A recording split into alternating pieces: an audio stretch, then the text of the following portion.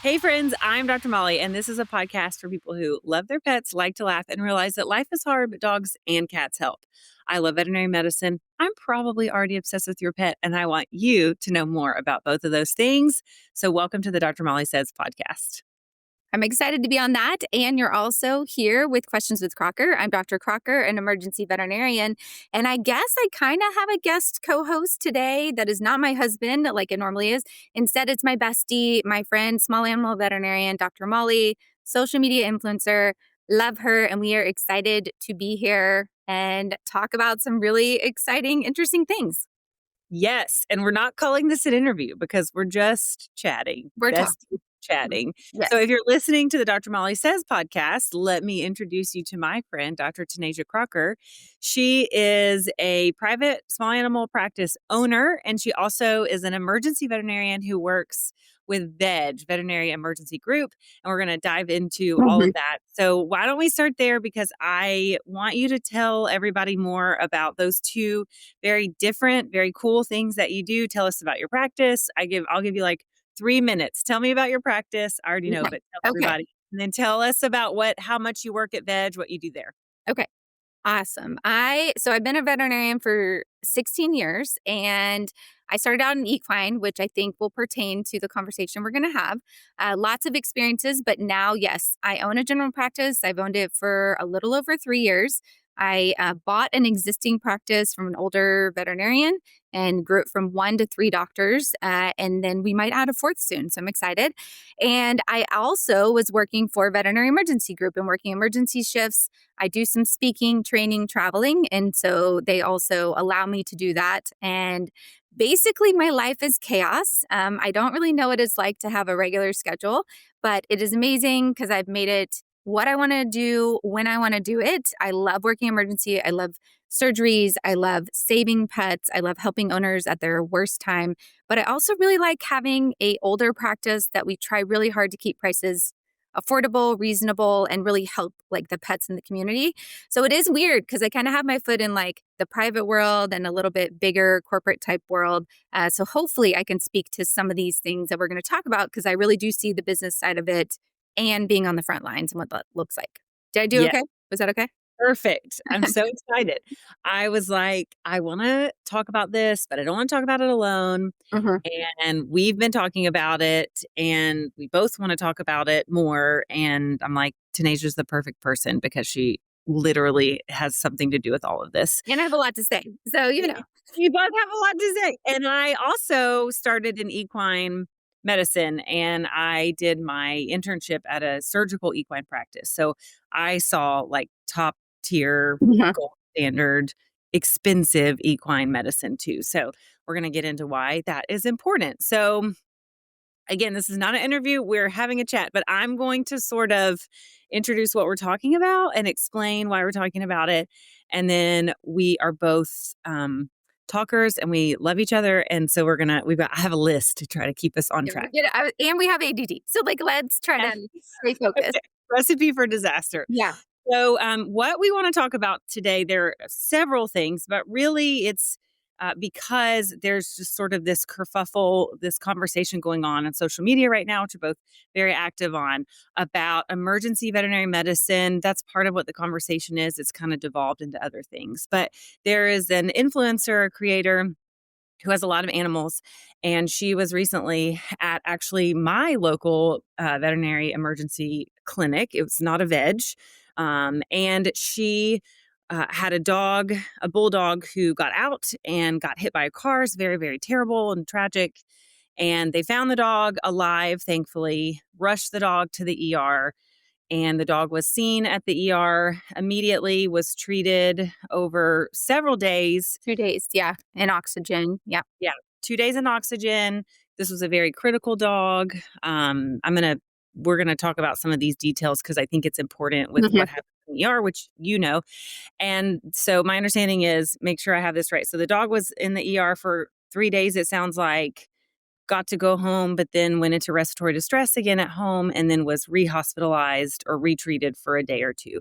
So a few days, that dog was seen and treated over with lots of different equipment and things and very critical patient. So, um, I do. So the complaint, so this person posted online about her experience at the ER with her dog.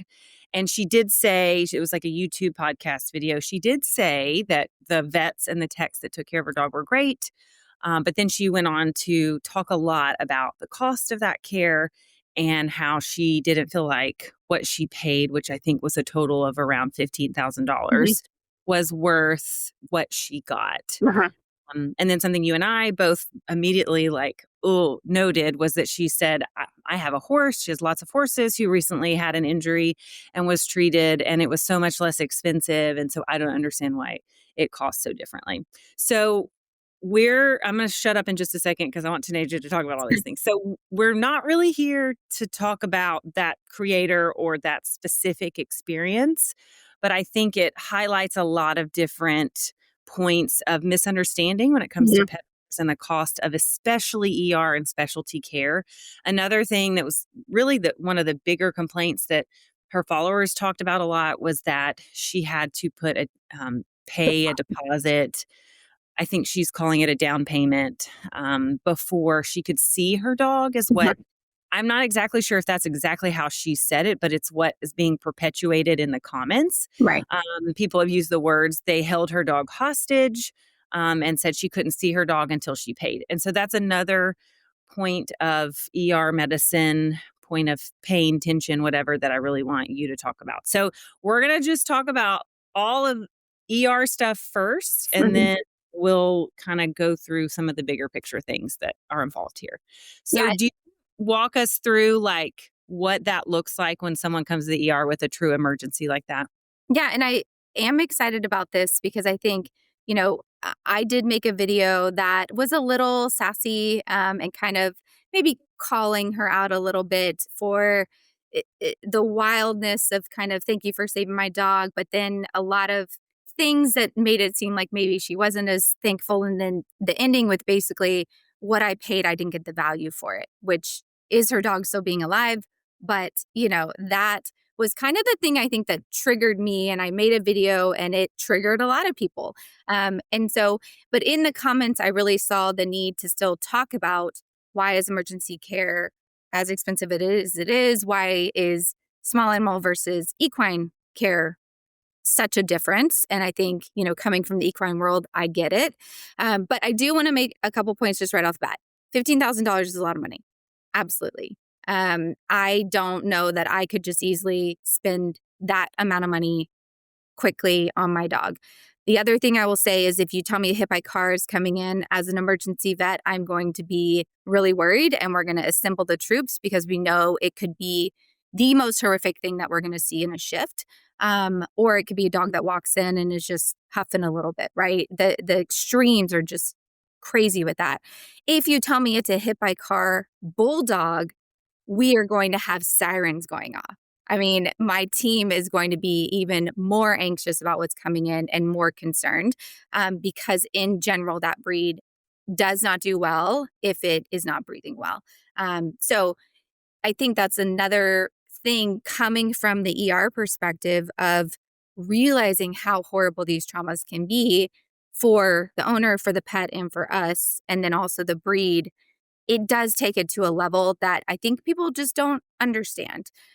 So, one of the biggest things is absolutely you should not withhold a pet because of payment. Now, I don't really have to worry about that because I do work for Veg, and Veg is an open concept ER, which sounds weird to people, but basically, when you walk in the door with your emergency, like if this dog was brought into us, they would just bring it to the back. The owner would come, set it on the table. We would immediately start stabilization, and the owner would be right there tableside. So you're not away from your pet at all. And I really think that that is one reason why we don't get these types of complaints at our hospital. The care is still expensive. It is high quality care. We have oxygen capability, which I don't think a lot of people realize a lot of places don't have full oxygen capability. Like she said, I could have gone to my GP if it was during the day. No, you couldn't have. Your GP would have absolutely sent No. you. If she came to us, if she called where I work and was like, "Hey, my bulldog got hit by a car. It's been there for a while. We just found it. Looks really bad." I would be like, "Do not pass go. Do not collect $200. Do not come here go straight to the closest ER. Like your GP vet, yeah, would not have been able to do that. They're probably amazing, right? Like, they would have done, but if it came to my GP hospital, the dog probably would have died because we don't have some of the capability that you have at a specialty or ER. So, that's another big thing, and I think that's probably what started the experience going more negative. You already have an owner who's very worried, very worked up, and then you take their pet away from them, and that is jarring, and they don't know what's going on, and they don't see what's happening. But I do think that stabilization is important, and seeing how much goes into stabilization is also helpful for owners to understand the value of what they're getting. So I feel like if she had been able to see what was going on and they were still talking to her about money and deposits, but those things happening simultaneously in the same area versus happening simultaneously in different parts of the hospital, the perception would have been different. Yeah. Um, so I've that thought a being lot about that, like about veg in the context of this situation. So tell me this, at what point, so at veg, like if this had been at a veg, an open Mhm. concept PR, at what point would staff at veg have started talking to her about a deposit? So, really, the initial stabilization and triage is going to involve a lot of us. And as a doctor, I'm going to kind of be asking her what happened and telling her what I'm seeing. So, this is what I'm seeing. This is what I'm worried about. I'm getting a lactate back of this high. Your dog's not getting great oxygen to the tissues. We need to give oxygen. We need to calm down. We're in pain. Let's give a pain injection. We need to get x rays. So, probably after that initial, the dog is not going to die in this moment. I've calmed it down, it's getting oxygen, would be when I would start talking about, this is all the things I'm seeing, this is what I think your pet needs. Probably the same timing as what happened at the specialty hospital, because you really need to know before you're giving, but you still don't know how it's going to play out. She said the dog had pulmonary contusions, which is, bruising. That can take up to 12 hours to fully develop. So Yes, no I matter heard what, yeah, before it gets better. no, so much worse. So even I've had, hit by car dogs that come in and they're actually walking in and they're just kind of a little tachypnic. So because they're painful, but they're not in full respiratory stress. But over 12 hours, it gets dramatically worse. So I try to keep these dogs no matter what. Her dog, unfortunately, did get worse and had to be in oxygen for quite a while, which is the most expensive thing that you can do in the ER. Yeah. Oxygen and then high level surgeries, most expensive thing. So I do think that's a great question, and it would have happened around the same time. We would have absolutely focused and stabilized the dog first, which I think they did. But once we have the information to tell you this is what we need to do and this is what we think an estimate's going to be, then we get into it. Yeah. It would have felt different. The Mhm. perception would be different. Absolutely, because you see everything happening. Wow. Yeah.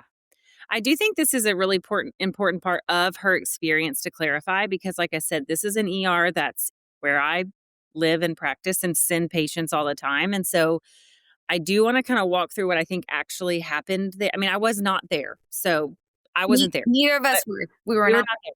Yeah. But what I know typically happens there, and from what she very like explicitly described in her other content, is that she called the ER. She told them she was coming, that her dog had been hit by a car. She thought she said that they were waiting on her when she got in the parking lot and whisked the dog away into the hospital. And Mhm. so they took it into their treatment area to stabilize it, like you said.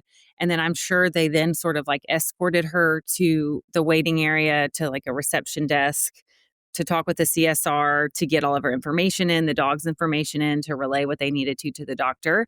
And this is something that I sort of had some discourse with people in the comments of these posts about, I'm not sure that her dog was held hostage. And this, you can speak to this, but I know this about ER medicine because even in GP medicine, we see emergencies during the day. And so when we're stabilizing something like that, you spend money really fast. Like Mhm. stabilization and starting some of those things can get expensive really fast. And the fact is that some people, when they come in with a dog with a really severe injury that's maybe doesn't have a good prognosis, they might choose euthanasia in that situation, and cost could be a factor. And we're going to talk about this. Like, nobody wants that to be the deal, but sometimes that's part of the conversation.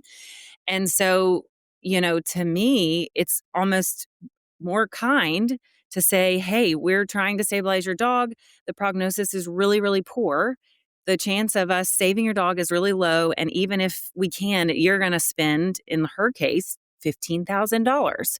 So unfortunately, we would need to be sure that that's a possibility for you. And so we just need to know if you want us to keep going. Yeah. And for some people, most people, that's a kindness to say, hey, we want to save your dog. It's going to cost you a lot of money. Mhm. Can you do that? And And Dr.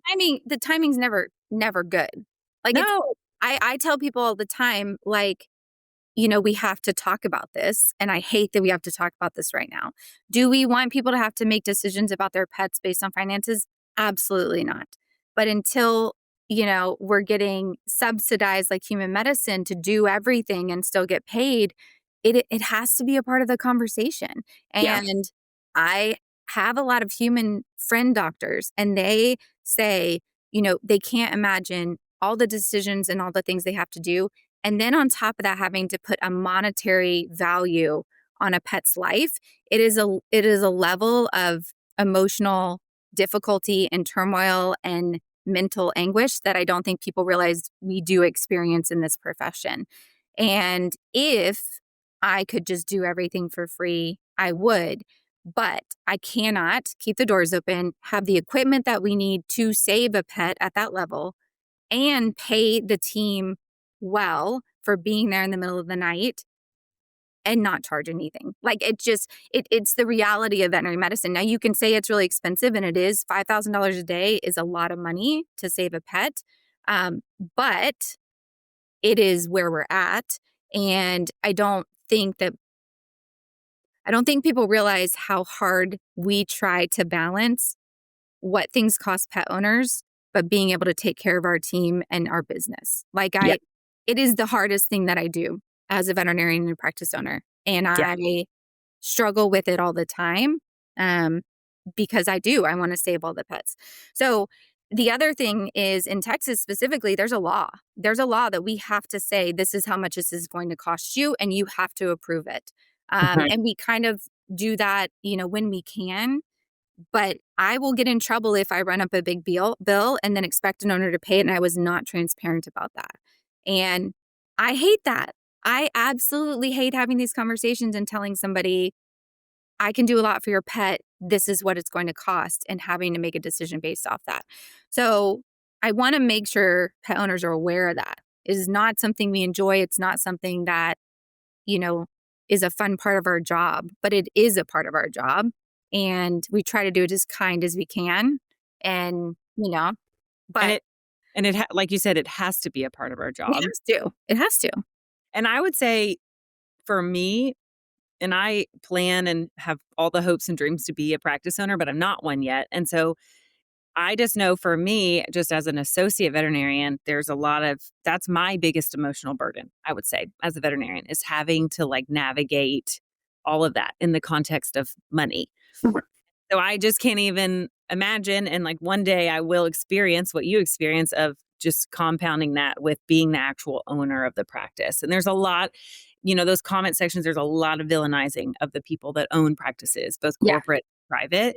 And so we'll get into that a little bit, but it's hard. And I do think it's important for people to hear this from us, from veterinarians, as often as possible, that like, we don't want to talk about money. No. But No. if you want us to exist right now, the way the system is, we have to talk about money. Yeah. And some people, and I've been thinking about this, some people do view their pets with like a monetary Hmm. out. They Yeah. do. So I practice in a very affluent area in Tennessee near Nashville. And I have seen very wealthy clients who are like, well, I'm not spending more than $1,000 on a Yeah. dog, not just this dog, a dog. And so that's another, I think, perspective that we have is that not everybody feels the same way or views their pets the same way. And we also have to navigate that. And I think people definitely don't realize that like we have to have that conversation too. And you don't know, like, I don't know about you, but there'll be some people that walk in, and, you try not to judge based off, but there'll be somebody that gets out of their very expensive car and they walk in and they have on all the things. And I'm like, this person is going to say, do whatever. And those people will be like, they just don't see the value of it. Right. Or their pet, they look at it a certain way. And I think that's probably an important thing to talk about. You came from equine. The difference in the way people do view horses, and especially like in a large operation that is a money-making operation, like a breeding operation, is going to be different in versus maybe how they see their small animals. Do you like when I made the shift from equine to small animal, the price differences shocked me, and having to tell people like this is how much something cost, it shocked me. So I understand the shock, right? If you mainly deal with equine large animal, hearing the numbers be bigger, I get it. What they're paying their team is way more. What equipment they have and what is available in small animal is way more in most places. And you really can't compare the two. No. And I would say that equine vets don't charge enough. Looking at what I used to do. I mean, I used to drive 2 hours to palpate 2 mares, and I would make $120. Yeah. I spent 2 hours on the road to do that. Like, Yeah. make it make sense. Yeah. The comparison of like something that happened with a horse in equine medicine to this very extensive critical ER care of a dog are like so much apples and oranges. I just can't even, it is not the same. But it And makes sense why she did it. Like, I don't wanna undermine, yeah, like she doesn't understand the difference, right. And my which is favorite comment was like, "Can you imagine seeing a horse in an oxygen kennel?" Like, can you imagine what it would cost to have an oxygen kennel for that a horse? doesn't exist. It Yeah. doesn't exist because no one would be able to afford it. Like, No. period. Period. Yeah, and what we do so again, I worked in very, like, fancy equine medicine. What we do for small animals is so very different from what we can, like, even possibly do for horses. Yeah. Like, we used to always joke because I did small animal there too, like, there's about 7 things that can be wrong with horses, and there's, like, 50 things that can be wrong with a dog, right? And with horses, there's, horses get sick really easily and they try to die all the time, but it's usually one of a few things. And so there's like a few ways we treat them. And what gets really expensive with horse equine medicine is surgery. So like colic surgery and orthopedic surgery. And I did see comments about like, oh, my horse had colic surgery and it was only $7,000. So, and yeah, that's also a lot of money. That is. That is. Yeah. And yeah, a lot of horses have colic surgery. It's like a 3-hour ordeal. They come in, they get worked up, they go to surgery, and that equipment is expensive and they have surgery. And then a lot of them, recover in the hospital for a few days, but their recovery is them standing in a stall and they get monitored and they have fluids, but it's very different. That's a very much more controlled environment than what's happening in a small animal ER specialty center with a bulldog. Yeah. And so, and there's nuance there, and equine veterinarians get paid like half of what small animal So I was veterinarians. about to say that. Like, when I was And it's equine, not enough. They no, don't get paid enough. So no. like, and by the way, pet owners, if you're a horse owner too, this is an important part of this conversation. Equine vets are disappearing at a very rapid pace. So like you're looking at 2 people who used to be equine vets and are not anymore. And this is why, because they don't get paid enough. And so one day, if that doesn't change, there aren't going to be equine vets anymore, period. Yeah. Period. Like putting numbers on it. I mean, equine internship, I made $30K, but it was in California, so it was a higher. I made $24,000 my internship. And then when I got out, I made $65,000 was my salary. And I did a lot of emergencies, and I think I got it up to like 80. But I Oh, worked wow. I did not make that my first year. but I worked 80-hour weeks. I worked 6 days a week. I was on call 50% of the time. So I worked the amount I got paid per hour was very, very low. And guess what? I didn't have technicians. I did everything on my own. So, the costs we were charging owners was less, but the overhead is less. So it's it is hard, and I try to understand because this happens in the ER with like parvo. Like, I will see a puppy, oh, it's parvo, and I go into my spiel. What questions do you have? Well, what's parvo? We deal with parvo all the time, so we forget sometimes that the public is not aware of some of these things. So again, that's why we're here to talk about it. What is the Yeah. difference between small animal and equine medicine, and why does it cost difference? It's because of the overhead. It's because of how much people get paid. It's because of the extensive nature of what you can and can't do. It's because of the equipment that is available. You don't even have oxygen kennels in horses. Like those are some of the very simple points to answer Yeah. the question, right? So, okay, while you're talking about that, expenses, overhead, let's talk about, especially in ER and specialty practice, let's talk about why that does cost more in general than GP.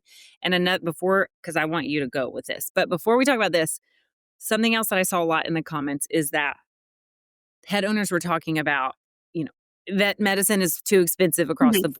And they're talking about GP care and preventative care and Yes. spay and Yes.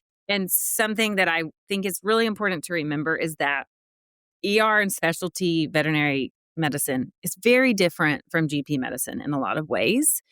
And you and I feel similarly about a lot of things in GP medicine. A lot of people are talking about like the corporate takeover, Mhm. and we both have concerns about that to a certain degree. But I think when we're talking about that, the context of GP medicine is very, very different than the context of ER and specialty medicine. And I feel very strongly about that ER specialty medicine, it's mostly corporately owned now, and that's okay. And you're going to talk more about that, like just the sheer cost to have one of Yes. those hospitals. It's near impossible for just like a random privately owned person to run an Right. ER. The cost is insane. You can't do that. So, so you talk about that. So, like in the context of what happened to this bulldog, let's talk about all the things that went into this bulldog being seen at the ER and like why that does get to $15,000 so fast. Yeah, I mean, just to put it in layman's terms, like when I work overnight ERs by myself, right? And in that building, I have usually a CSR, so someone at the front desk, and then I have 4 to 6 technicians with me overnight. So the labor alone to run a hospital that has 10 plus inpatients that all need ICU care and treatments every 1 to 2 hours, along with seeing all the outpatients, along with being able to jump into surgery when needed, it is a lot just to keep the lights on and keep the building going, right? Just to be available. And then on top of that, what we pay for that for people that are highly trained. I mean, I have people that if I'm in surgery and a code comes in, like if this dog had come in, my team absolutely could have started stabilizing it without me doing anything. And that is because they are very well trained. They have done certifications, they've done extra training, and you pay for that. And you should, right? Like we should pay high dollar for that. In my GP setting, I love all the people that work with me, but they cannot do a lot of the things that are done in the ER setting. And so the cost of, what you're paying your team, how many team members are available, plus the 24-hour availability, plus I look around and the equipment that is available to me. I mean, there's really no comparison. And I would agree with you. It's interesting the corporate side of things. And I think a lot of it is, like you said, you can't afford to open an ER. I actually know a couple people that have opened urgent cares and ERs. And it has been a struggle. It's been a struggle to keep the doors open, to pay people well, to be available and not have your prices be through the roof. So again, apples to oranges comparison, you can't do it. I do think, though, it is important with everyone, talking about their GP prices going up or the old vet sold and now it's more, it's corporate in this is, one, that's why you should support small private practices. If you really don't want corporate to, keep raising prices, especially in the preventative wellness medicine side of things, support people that have private practices. And two, like, prices had to go up. If you look at historically in small animal, we didn't pay our support team members enough. We didn't offer enough benefits. We, still don't pay a living wage in many ways. And we didn't keep up with inflation because veterinarians and vet professionals care. And we don't want to charge a lot more. But along with that, and this is like, there's so many things, right? But people getting their prescriptions online more, you're getting less revenue in the hospital. So you're charging more for services and your exams versus, things that you used to make money off of. There's a lot of economics that have gone into why veterinary prices have raised in the GP hospital. And if you don't know, you don't know. So I get why pet owners, used to go to a hospital and it's changed and grown and evolved, and what they can offer has changed, their capability. I mean, dentals now, we used to just take out the loose teeth and that were shaking around in the head, right? Now we can provide high level dentistry care. There is a price that comes with that. So, but I do want to make one point, and this is me being sassy. Like, I can't not be sassy, right? Where I live, our average ACT is probably $220. So average client transaction, right? For like vaccine appointment, heartworm test, wellness, right? And I went the other day, I was sick and I got an IV infusion, like a liter bag of fluids, some vitamins, because someone was like, this will make you feel better. I'm like, okay. I didn't ask what the price was because I just know what fluids cost and what things cost. And I went to check out and it was $200. And they said there are people that come in there weekly to get it done.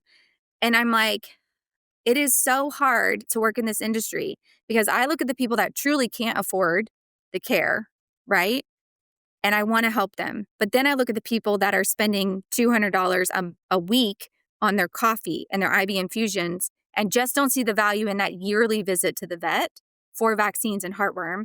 And my mind is just, because how the heck do I help everybody?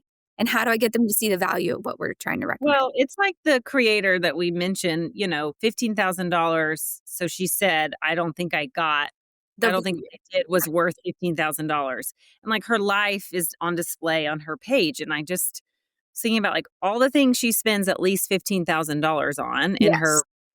farm, like fancy farm animal life. I'm just like, okay, so does that say more about like the value of saving the dog's life or like more about what you think the value of that is? Yeah. Because $15,000 is a lot of money for most people. But it's interesting to me, especially working in an affluent area where she also lives, like Right. people who can afford it are often the ones that complain about it the most, Yeah. which is interesting to me. But yeah, the sheer like cost to physically do the things that need to be done to treat a dog like that, I just don't think people. It's Understand it. okay that they don't, but I don't think they actually understand how much that is like so fast. And I saw comments about like profit margins and all these corporations, and I'm like, I don't think people understand that like profit margins in veterinary hospitals are so very low. Solo. Solo. Like, so tight. And in an ER, like you said, like there you may have 10 inpatients, you might have one inpatient for like 24 hours. And so but you have to be stocked and equipped To do to everything. to do anything. Like Yeah. anything can walk through the door. So that's another difference with equine med. Like I said, there's only so many things you have to be stocked for. But like in small animal and at like a veg, they see y'all see exotics too. Mhm. So there's like so much that has to be physically be sitting in the building to be ready for that. Yeah. And I think that, again, she didn't see it, so she didn't get the value of it. But I think the reason her stuff specifically was triggering is because of the amount of money she spends on other things. Yeah. And I think some of those things do make her money. So it's a business decision, right? Like a new barn, like she can breed more and do more stuff. So, but It's worth in her mind. it's Yeah. worth it in her mind, yeah. But we see it every day. I mean, I see people spending money on things, and I think about what we're charging and what they're getting for what they're paying. And to me, I'm like, you're like, when I heard that the dog was hospitalized, had surgery, was in oxygen, was a bulldog, and had fluid on its chest, and I heard 15,000, I was like, oh, they got a deal. Like, So many people messaged me that. So many people who so work many in that were veterinary like, professionals were wow, like, that's not bad. And I'm yeah. like, 'Cause yeah. I know because we know what went into it. So it does speak to like, are we missing an opportunity to combat the misinformation and missing an opportunity to show the value by not being transparent with what's going on, maybe, or letting them see the work we're doing? Because at Veg, I do think we get less of that. And just online, I mean, the amount of news articles that come at veterinarians, and a lot of it is talking about the corporatization of things, but it feels personal to us, right? Yeah. So that's why you and I are on social media. I mean, I think to combat some of that and to educate and try to, and obviously we need to keep doing it based on this experience. But there are Mhm. going to be pet owners that are never going to understand the value and never going to appreciate what goes into it. And there is a component of this that wears you down over time because of that. And then you see another news article come out that's negative towards our profession, or hey, they saved this animal, but it costs them this much. So the messaging continues to be the same, and it does feel very much like we're being attacked. So I think that's why I made the video I made, why you were talking about it so much, is because we really want to stand up for our profession and we want to educate. And sometimes on social media, that takes a little bit of sass. Yeah. To get it's for people to watch it and to get the point across. And I think, I do think we all feel a little bit defensive of our entire profession. Like the ER where that dog was, I don't always have the best experiences with that ER as a referring GP vet, but like I feel so defensive of that hospital right now because I know that the ER doctors and the techs in that ER worked so hard to save that dog. And, And they she can't speak out. Like, they can't say Oh. they did it. So, and I got so many messages, like, where people weren't comfortable posting on, like, the overall threads, but messages saying, like, "Thank you." Like, Mhm. "I appreciate Mhm. you highlighting this. I appreciate you speaking Right. about it. I appreciate you trying to educate."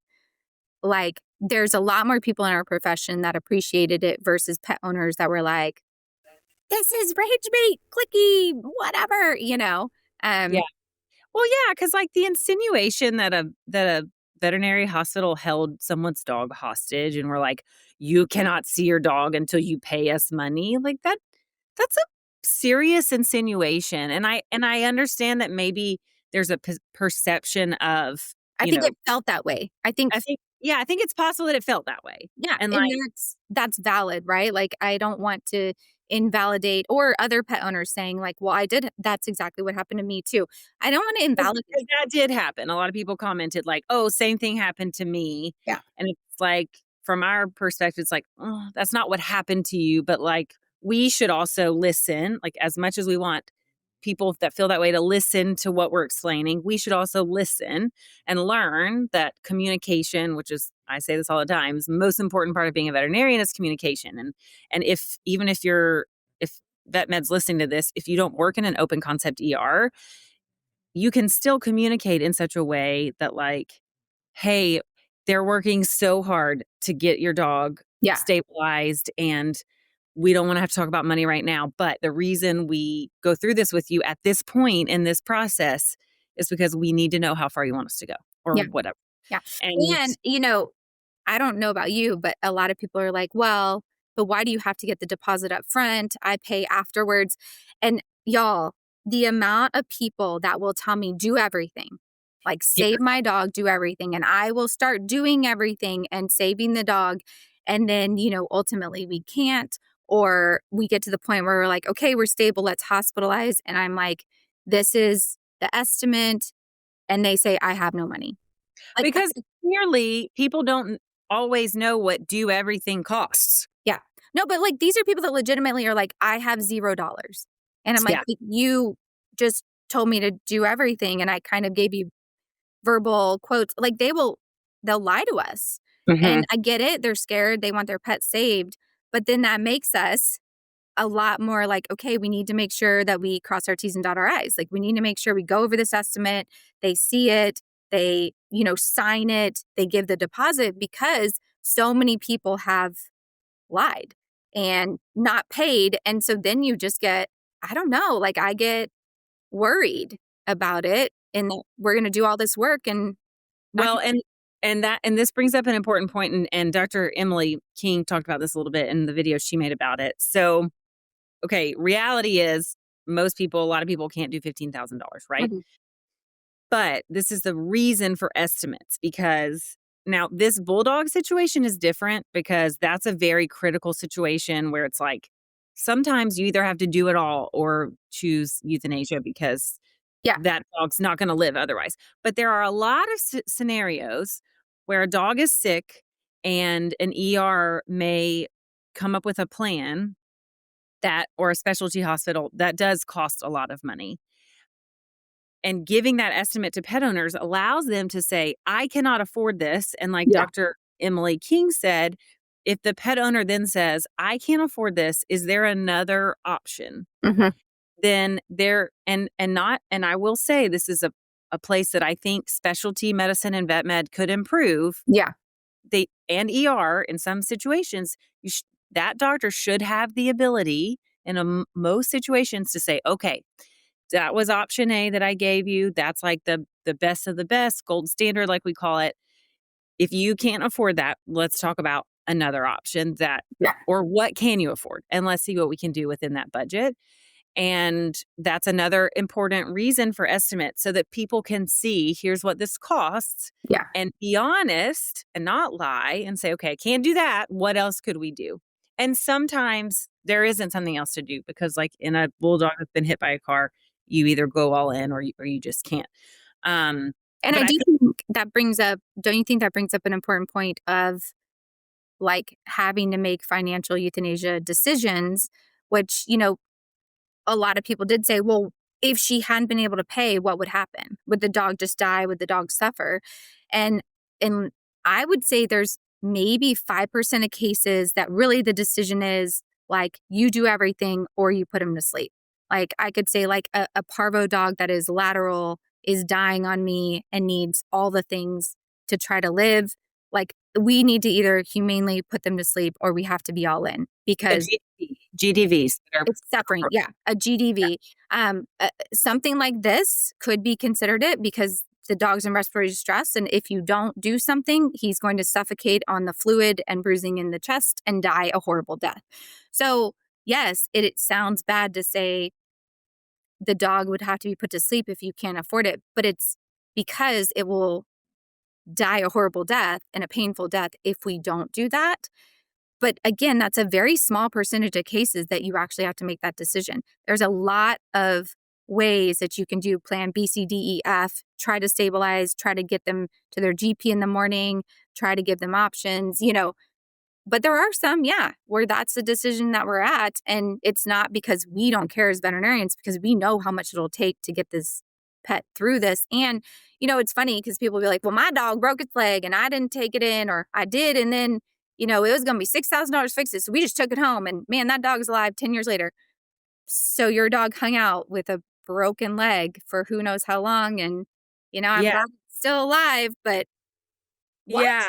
Yeah. Yeah. This brings up something I talked about in my story too. Like, right. Some animals can survive a Mhm. lot of things. Doesn't mean they do well. And it doesn't mean that they're comfortable.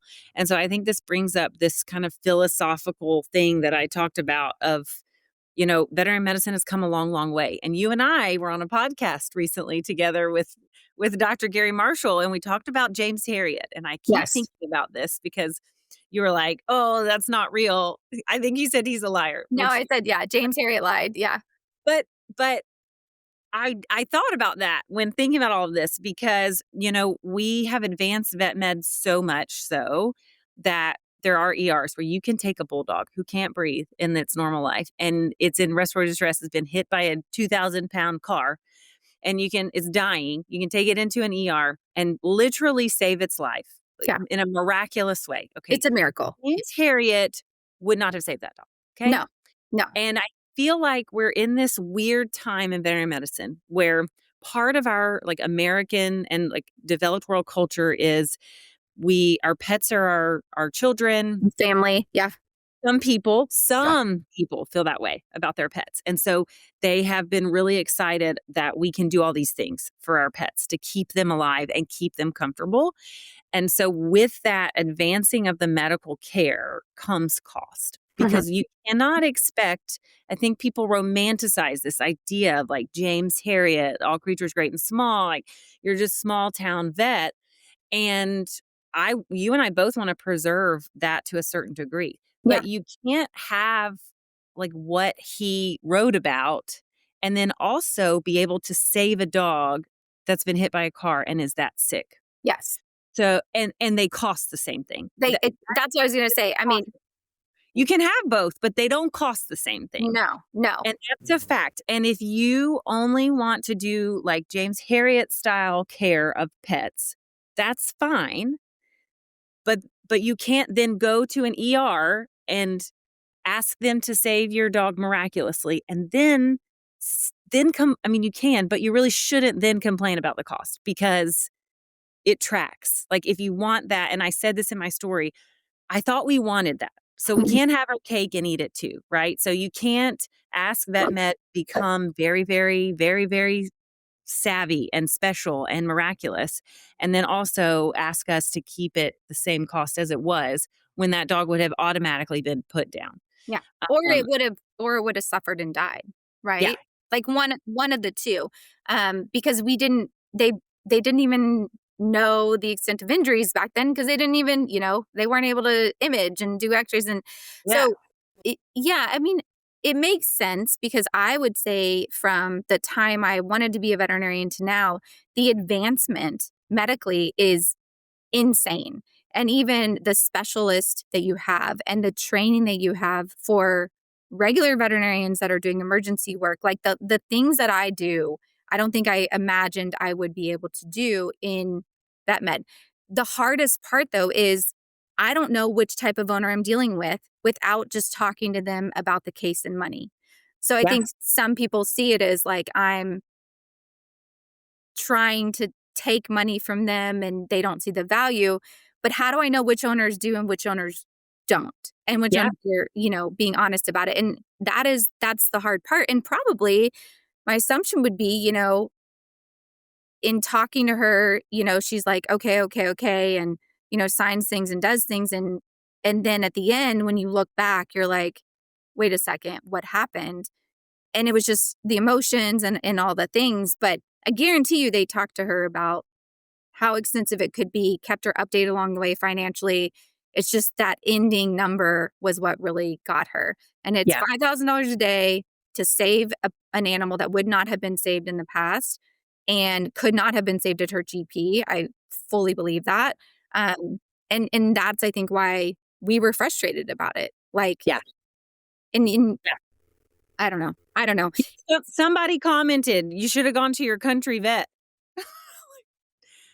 The country vet would have said, "Put the dog down." Like, I Or you have to go to the ER. Like, that would have been yeah, right? and I want to acknowledge here because 'cause we're talking about someone who can afford $15,000 worth of vet work. So I do want to acknowledge the fact that, like, a lot of people couldn't, and like you said, this is one of those 5% scenarios where it's kinda like you have to go all in or we have to talk about a really hard decision like euthanasia, but there's plenty of other scenarios, like we've said, where a lot of money can be spent to treat patients, and the average person doesn't have that. And I think that that situation and just this conversation lends itself to talking about, solutions to that and ways, because I want people to take from this, like, okay, how can we change some things? And I think pet insurance is part of that conversation. There's a lot there. It's a whole other podcast That's a series. whole nother yeah. But I think we can talk about it a little bit. And then also something that I think, and I don't know how people will take this, but what kind of dog you take home or buy has a lot to do with this. And I don't think it's fair to have a breed like a bulldog and not have some responsibility in that, and not have that dog insured. So that dog wasn't insured. And it's an English bulldog, and English bulldogs, Frenchies, a lot of pugs, brachycephalic dogs. They have so many problems. People do know this. And this is well known now. You and I talk about it a lot. I mean, I was gonna people say, talk about this. People know this, and so some of this is part of the issue. I have a hard time with this. I'm like, okay, it's hard for me when people have these breeds. they didn't plan They accordingly. didn't plan and they got a dog because of what it looks like. Doodles, I know people say I hate on doodles, but like it's another perfect example of this very popular breed that That's has a really bad. lot of health issues. And then people complain about the cost of veterinary care. And I'm like, it, you kind of signed up for this. And so and that's not just people who buy dogs, because if you get a dog from a rescue who's a Frenchie, you're also signing up for that. And that rescue should also be responsible and let you know that this is what you're signing up for. So I think those two things, and I think pet insurance is a big part of it. Um, If you can afford it. Like I do, I get the pet insurance especially having like emergency pet insurance where but the way pet insurance works in, vet med is you still have to pay up front and you get reimbursed. So it works well for people that can afford the premiums and afford still to pay for the emergency and then get reimbursed. Absolutely. I think for anyone else that has these dogs, I mean, you need to have a savings fund or something set aside for, I mean, any pet in general for those things that can happen, right? Yeah. Yeah. Because you do in the middle of the night to get access to money can be really, really tough. So the biggest thing is I think we recognize that veterinary costs has gone up and we recognize that's something that pet owners still are struggling with, but it doesn't mean the value isn't there. Yeah. And that was the statement I think that like struck me the most was starting with these people are amazing. My dog is alive because of them, but I don't think the value is there for what I paid. Those two things didn't align in my brain based on what this dog needed. And Yeah. so I don't want Yeah. to undermine anyone else's experience as a pet owner and what they had to spend or having to make financial euthanasia decisions. I think all those things are valid and a part of our profession and hard. I want people to know though that it's hard for us too. And I don't enjoy having to have those conversations or but it's a part of veterinary medicine. Yeah. Yeah.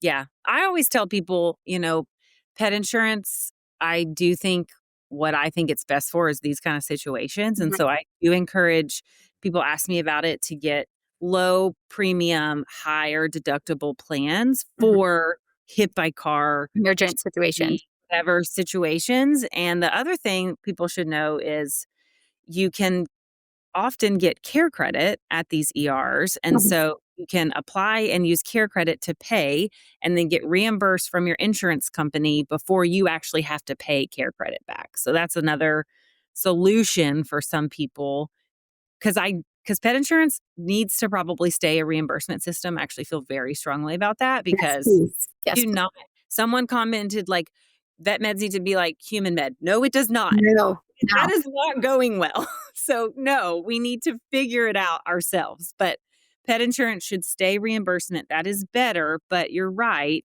You still have to pay when you're leaving the hospital or put a deposit down. And so that's where Care Credit, Scratch Pay, Cherry can help with those things to just float you that money until you can get reimbursed. Um, Yeah, and but people always say like, "Do you not do payment plans?" I'm like, "We do. We do third party ones." yeah, So, we're not the bank and you and do we're not a have lending. yeah, I mean, you do have to have decent credit to get approved for those things. And so it's always funny to me, when people are like, "Well, I know I won't get approved." And then I'm like, "Well, do you have any other resources or family or friends?" Like the idea that as a business, I don't know you and I'm just going to like trust you're going to pay your bill, but like you're telling me you have bad credit, can't get approved for any payment plans and you have no friends or family that'll help out in some way. There's no other like it's hard for me because I want to help, but also there's like some red flags there of like and historically people don't pay their bills. They don't Right. pay the payment plan. And so again, people lying and approving things they're not planning to pay, that is really what has messed things up for other pet owners that are, and I have had people that say, "Well, I get paid in the morning, can you just do A, B, and C? I promise I will pay." And I've absolutely done that. And I've put off Yeah. taking the deposit until the morning, especially with a hospitalized pet or something that they need something right away. But So, that also happens all the time and people don't. I promise, and then they don't. I yeah, mean, many a vet clinic has been burned by yeah. "I promise." And again, like, we realize, like, it's hard, but you need your vet clinic to be open, and a vet clinic cannot be open if they just don't make people. Don't charge things. And I saw comments too of like, "Oh, these corporate vet clinics are for-profit businesses." And I'm like, every vet clinic, unless it's like a subsidized or like charity vet clinic, is a for-profit business. Like, what do you mean? It But has.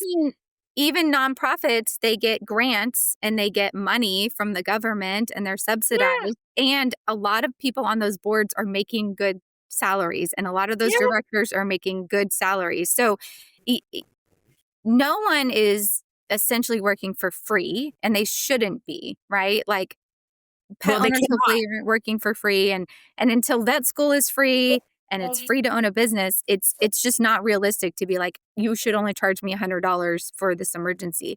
So I think what we're doing is good in trying to get out like the capability of veterinary medicine, the extent we can go to, but then also the fact that people just need to be upfront and honest so that we can work with them within the budget Yeah, that they do have, because there's very few circumstances where it's euthanasia or you can pay.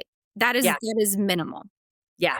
And people act like that's what happens all the time. And I'm like, no. Like, I work in the ER. That is not what happens Yeah. all the time. Yeah, and I think it's a good opportunity on the GP side for us to plug that, privately owned GP veterinary practices have the person who owns the clinic who's making those financial decisions in the building or close by, in the town at least. And so they can, in some ways, be more creative about how they still make that profit, but keep the doors open, keep things for their clients as affordable as possible. Let me give you an example. I Yeah. am one of the few private practices in an area. And recently, like, the lab company that we send stuff to went up a little bit on our price. So I'm like, well, we need to go up on our price so that we can still pay for the people drawing the blood and pay for, just all the things. So our senior package, which has a CBC, a chemistry, a thyroid, a urinalysis, is $190. Okay. That's like for all of that. And we send it out. Deal. It's a deal. But I was stressing. We were going from like 175 to 190. And I was like, I don't know. So I was like, let's just call around. Like, let's call the practices locally. And again, I'm like the private practice, everyone else is corporate. $350, $450 for the same lab package. Like, there was none that were 200 at all. And I was like, okay, yes, there's a very significant Fine. difference between corporate and private veterinary practice prices when it comes to just regular general practice medicine. So if, as a pet owner, you are very cost conscious, try to find the local private practice and support them. Like, I want you to support me because that's the only way I can keep the prices what I have them at. But like, don't blame the entire veterinary community as a whole because of your bad experience that you had at a, corporate practice, because that's where you chose to go. Yeah. Like, be And aware of where you're going. and I will say, in defense of pet owners, now it can be really hard Yeah, true. to know who owns the practice where you're going, because these groups now, most of them are buying private practices and the name doesn't change, the ownership just changes. And Yeah. so Um, there are ways to figure it out. You can literally ask someone who owns this practice. Um, but that's a new hard part of navigating. But I agree with you that it's important. And we're not saying that all corporately owned practices are bad and all Yeah. privately owned practices are good, or Yeah. one's necessarily better than the other, but there are differences. And I do think this is part of this big conversation. And I think we, as the veterinary profession, together with pet owners as a population, can work on this together. And I wholeheartedly agree with you that supporting privately owned practices that are doing things well is really, really important and will help in the long run, because we need both. And we need to support privately owned practice, and we need more people buying and starting private practices who want to do the things that you're doing, the things that I want to do, to keep vet med high quality, but also affordable.